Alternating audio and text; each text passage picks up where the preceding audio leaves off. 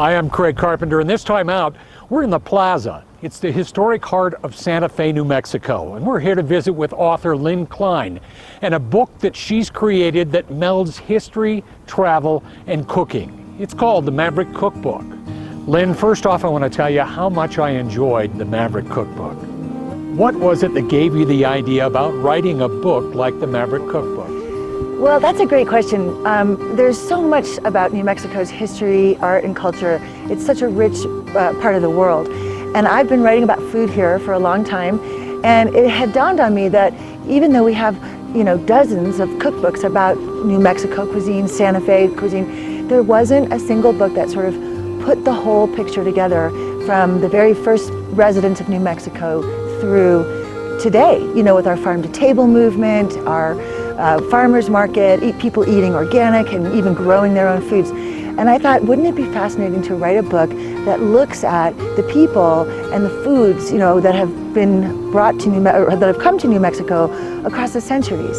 So starting with the Pueblo people, the Spanish settlers, the traders on the Santa Fe Trail, all the way through to the artists and the writers colonies, the Fred Harvey, of course, the railroad era, and really kind of look at the distinctive people as well as the different ingredients and dishes that they brought with them. So that was how this came up. It's not just a book on cooking, it's history, it's travel, it's all of that put in together. And how did you choose the people in the book? Exactly, that was the hard part, because there are so many fascinating people that have been, living in New Mexico for hundreds of years. But I picked eras that were really, important and significant. The railroad era, the Pueblo people era.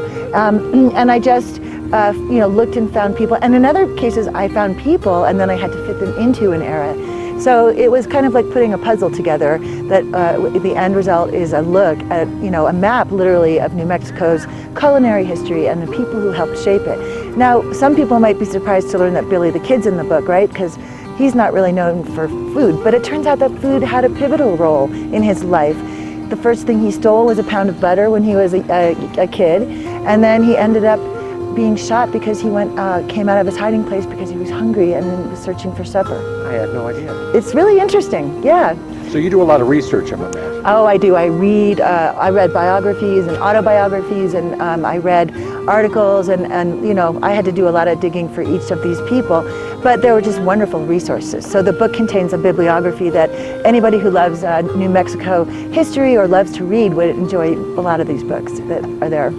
And another question I have is just fascinating. From the beginning to the end of the book, it's just one thing after the other. Oh, thank you. How did you find recipes that had something to do with those people? Well, in some cases it was easy. For example, the Fred Harvey chapter, he had menus. There's still menus you can find out there that show what was being served in the Harvey hotels around the country back in the 1800s. So I looked at some of those and I found ones that resonated with this region. Oysters. There's a recipe for angels on horseback, bacon-wrapped oysters.